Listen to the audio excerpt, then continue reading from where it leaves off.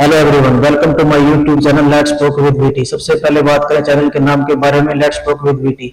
VT तो इसलिए कि मेरे नाम के इनिशियल हो गए, मेरा नाम है विकास तंवर, और टॉक इसलिए कि हम चैनल पर कोई भी वीडियो डालते हैं तो उसके बारे में बात कर सकते हैं कमेंट्स के जरिए या फिर शॉर्ट्स वीडियो के जरिए। आज जिस टॉपिक पर हम बात करेंगे वो बात करेंगे महात्मा गांधी जी के बारे में, कि उनकी आजादी में क्या भूमिका रही है और उनकी भूमिका पर लोगों की क्या प्रतिक्रिया रही है। महात्मा गांधी जी की जो भूमिका रही आजादी में, वो उसमें लोगों की राय अलग अलग रहती है। अब जैसे कई लोग बोलते हैं कि क्या चरखा चलाने से हमें आजादी मिल गई है, तो ऐसा नहीं है, क्योंकि महात्मा गांधी जी ने जो आंदोलन किए थे वो कोई साधारण आंदोलन नहीं थे। उस टाइम पे, आजादी के टाइम पे, उनकी भूमिका बहुत महत्वपूर्ण थी।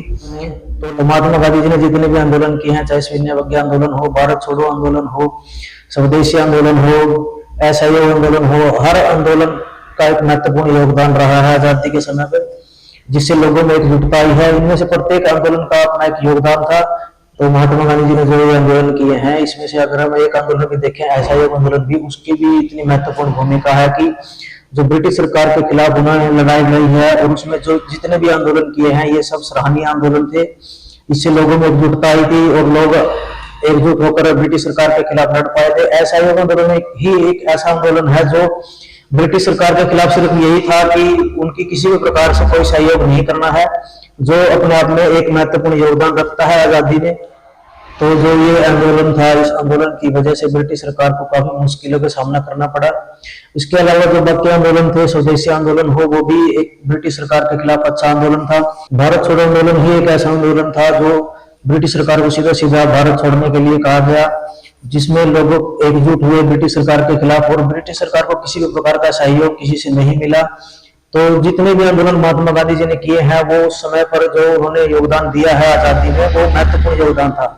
अब लोग बोल देते हैं कि क्या सिर्फ हमें चरखा चलाने से आजादी मिल गई, या महात्मा गांधी की कोई भूमिका नहीं थी, तो ऐसा नहीं है। उन्होंने जो भी आंदोलन किए वो देश के हितों को देखते हुए, तो ब्रिटिश सरकार के खिलाफ जो टाइम आजादी के समय लड़ाई लड़ी गई थी, उसमें ये आंदोलन, सभी आंदोलन जितने भी किए गए थे, सराहनीय आंदोलन थे। इससे लोगों में एकजुटता आई और लोगों को ये समझ भी आई कि हम किस तरह से अंग्रेजों के खिलाफ लड़ सकते हैं, जो सबसे महत्वपूर्ण बात थी, क्योंकि उस समय लोग आपस में बटे हुए थे और उस समय लोगों को एकजुट करना इन आंदोलन के जरिए, और इस प्रकार से लोगों में एक एकजुटता लानी ब्रिटिश सरकार के खिलाफ। तो उसमें ऐसे आंदोलन का बहुत ही महत्वपूर्ण योगदान था, क्योंकि किसी भी सरकार के खिलाफ अगर कोई भी असहयोग आंदोलन चलता है, तो सरकार के खिलाफ वो ऐसा आंदोलन है कि सरकार के लिए मुश्किलें खड़ी हो जाती है। तो महात्मा गांधी जी का जो योगदान रहा है आजादी के समय पर, वो काफी सराहनीय योगदान रहा है। लेकिन जो लोग बोलते हैं उनके बारे में कुछ चीजें ऐसे कि जैसे भगत सिंह को जो फांसी हुई थी, तो उसमें जो महात्मा गांधी थे वो फांसी को रोक सकते थे, तो ऐसा कुछ नहीं था, क्योंकि जो महात्मा गांधी थे वो अहिंसा को मानते थे, वो नहीं चाहते थे कि किसी प्रकार की कोई हिंसा हो। तो ऐसा नहीं है कि महात्मा गांधी जी अगर चाहते तो वो फांसी रोक सकते थे, क्योंकि जो ब्रिटिश सरकार थी, अगर वो इतने निर्दोष लोगों पर गोलियां चला सकती थी, जैसे जलियांवाला बाग हत्याकांड किया, तो अगर उनकी असेंबली में ऐसे बम फोड़ा गया तो उनको वो सजा दे रहे थे। तो ये नहीं है कि उसको महात्मा गांधी जी रोक सकते थे। ये बोला जाता है कि उनको जो समय चेंज किया गया फांसी के लिए, वो उसके बारे में उनको जानकारी ही, तो ऐसा हो सकता है, पर वो कभी ये नहीं चाहते थे कि किसी प्रकार की हिंसा हो, इसीलिए वो ये कोशिश करते थे। और जो ब्रिटिश सरकार थी, वो अगर इतने निर्दोष लोगों पर गोली चला सकती है, तो वो जो जिसको वो मानते हैं कि उन्होंने कुछ गलत किया है, तो उसको तो वो सजा दे रहे हैं। और जो भगत सिंह, राजगुरु, सुखदेव थे, वो उनको इस बारे में पहले से ही पता था कि हम जो कर रहे हैं उसके बाद हमें सजा दी जाएगी। तो वो एक देश के लिए उन्होंने बलिदान दिया, क्योंकि वो ब्रिटिश सरकार के खिलाफ थे। और उस समय जो भी उद्देश्य था, सबका एक ही उद्देश्य था कि ब्रिटिश सरकार से देश को आजादी दिलानी है। उसके लिए उन सबकी अपनी एक महत्वपूर्ण भूमिका थी। तो अगर महात्मा गांधी जी के बारे में बात करें, तो उनकी जो भूमिका थी, जो योगदान था, वो उस समय पर उनके बिना जो ये सब हुआ है, ये संभव नहीं था, क्योंकि उनके जो आंदोलन थे, जो उन्होंने ब्रिटिश सरकार के खिलाफ लड़ाई लड़ी है, वो वाकई सराहनीय थी। और जो महात्मा गांधी जी थे, वो हमेशा से भारत के लोगों के लिए ही और उनके अधिकारों के लिए ही अपने पूरे जीवन में उन्होंने संघर्ष किया है, और उन्होंने जो योगदान दिया है वो सराहनीय है। लेकिन लोगों की जो राय है वो अलग अलग रहती है, क्योंकि लोग उस चीज को समझते नहीं है कि उस टाइम पे जो उन्होंने किया है उसके बिना वो सब संभव नहीं था, क्योंकि लोगों में उस समय एकजुटता भी होनी बहुत जरूरी थी, जो महात्मा गांधी जी के बिना नहीं हो पाती। और महात्मा गांधी जी के बारे में बोला जाता है कि वो देश का जो बंटवारा हुआ, जो भी भारत पाकिस्तान उस समय पर अलग हुए, तो वो उसमें भी महात्मा गांधी जी के कारण हुआ। लेकिन ऐसा कुछ नहीं था, क्योंकि महात्मा गांधी जी कभी भी किसी भी प्रकार से बंटवारे के पक्ष में नहीं थे। वो हमेशा से लोगों को एकजुट रहने का संदेश देते थे, और उन्होंने हमेशा से यही कोशिश की है कि किसी भी प्रकार से लोगों के बीच में हिंसा ना हो, और अहिंसा को मानते थे। तो इसीलिए उन्होंने कई ऐसी कोशिशें की हैं, कई ऐसे शांति प्रस्ताव रखे हैं उस समय पर भी, कि किसी भी प्रकार से ऐसे बंटवारे जैसी स्थिति उत्पन्न ना हो। और उन्होंने उस समय प्रार्थनाएं सभाएं भी की। लेकिन लोग जो राय देते हैं, कुछ बोलते हैं कि बंटवारा उनकी वजह से हुआ, तो ऐसा नहीं है, क्योंकि उस समय पर जो भी स्थितियां थी वो उनके अनुसार जो भी उस समय कर सकते थे उन्होंने वो किया। तो जो वो कभी भी इस पक्ष में तो थे ही नहीं कि किसी भी प्रकार से देश में बंटवारा हो। तो जो बोला जाता है कि वो भारत पाकिस्तान बंटवारे के समय कुछ ऐसे पक्ष में थे, तो ऐसा नहीं था, क्योंकि वो सिर्फ ये था कि जब बंटवारा हुआ देश का, तो उन्होंने एक आंदोलन जो भी किया वो इसलिए किया था कि जो उस समय पर कुछ संपत्ति थी जो भारत पाकिस्तान के हिस्से में आनी थी, तो उन्होंने उसके लिए उनको बोला था कि जो चीज है वो डिवाइड की जाए, जितना जिसका जो हक बनता है उसको दिया जाए। लेकिन वो कभी भी इस प्रकार से इस पक्ष में नहीं थे कि देश का बंटवारा हो।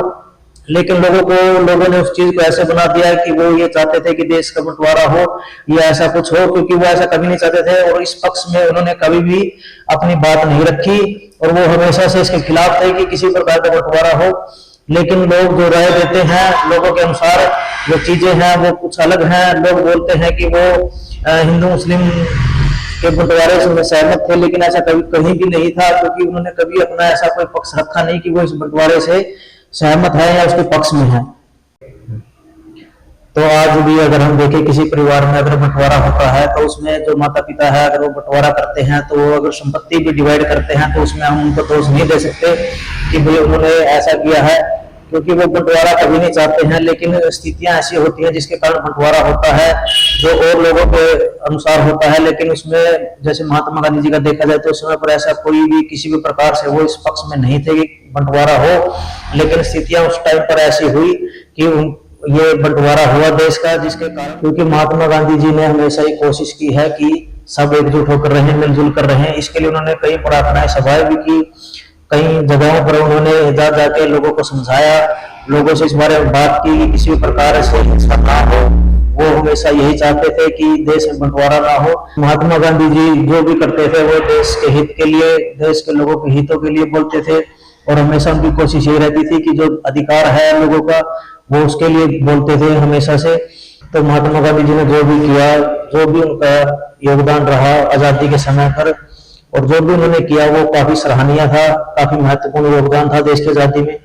और अभी हम अगर बात करें महात्मा गांधी जी के बारे में, एक बात और बोली जाती है कि जब वो उनको गोली लगी थी, तो उनके मुंह से जो शब्द निकले थे वो हे राम थे। तो इसके बारे में क्यों बोला जाता है, ऐसा क्यों कहा जाता है कि उन्होंने क्या ऐसा बोला था या नहीं बोला था?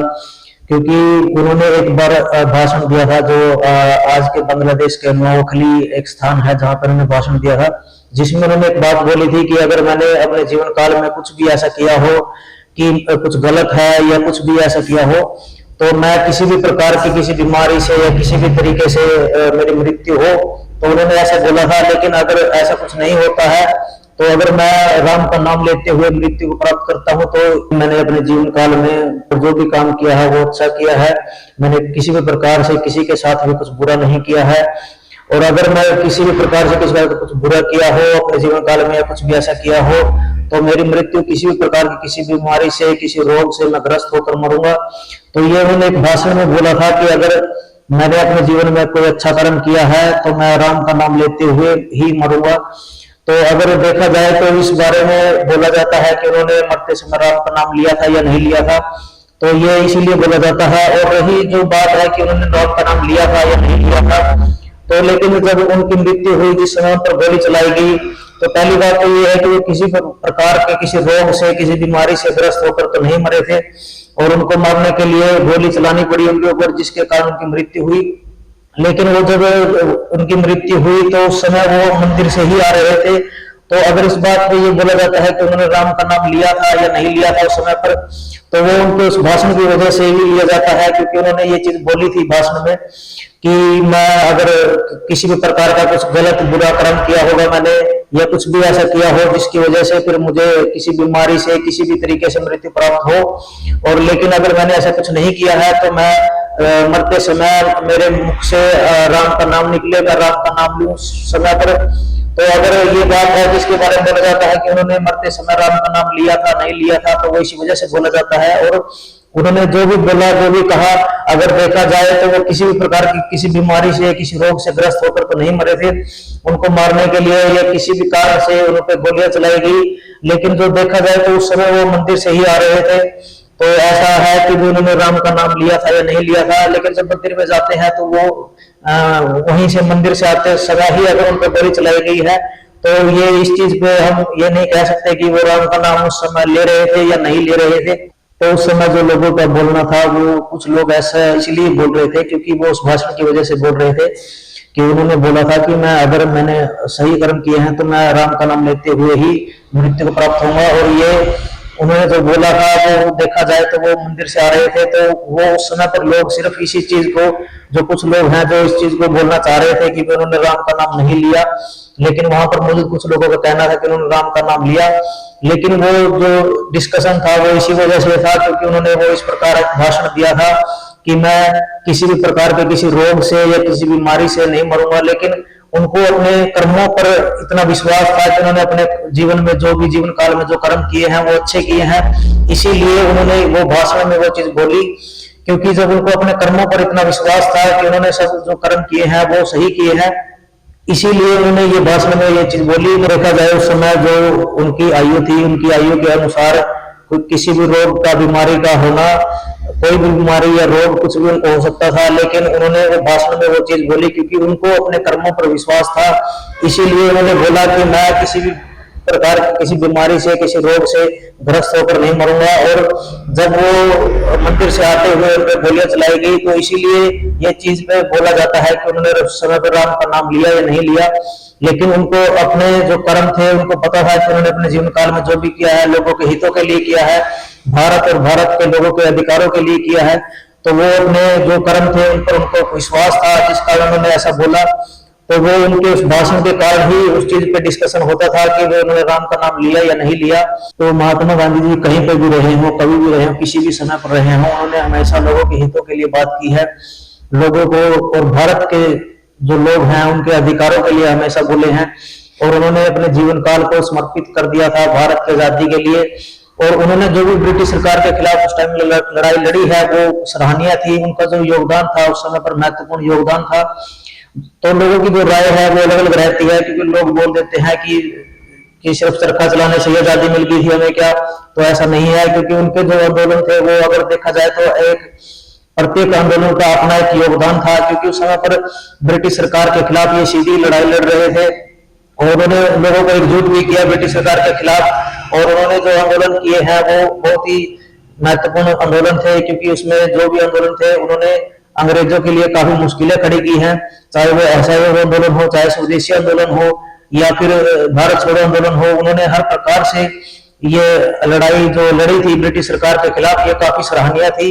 तो लोगों की जो राय है वो अलग अलग रहती है, लेकिन उनका जो योगदान था आजादी के समय पर वो बहुत ही महत्वपूर्ण योगदान था, क्योंकि जो कार्य उन्होंने किए हैं वो उसके बिना आजादी संभव नहीं थी। क्योंकि उनकी वजह से लोग एकजुट हुए और लोगों को ये भी उससे पता चला कि वो किस प्रकार से ब्रिटिश सरकार के खिलाफ अपनी लड़ाई लड़ सकते हैं अहिंसा के मार्ग पर चलकर, क्योंकि वो हमेशा से सत्य और अहिंसा का मार्ग अपनाते थे।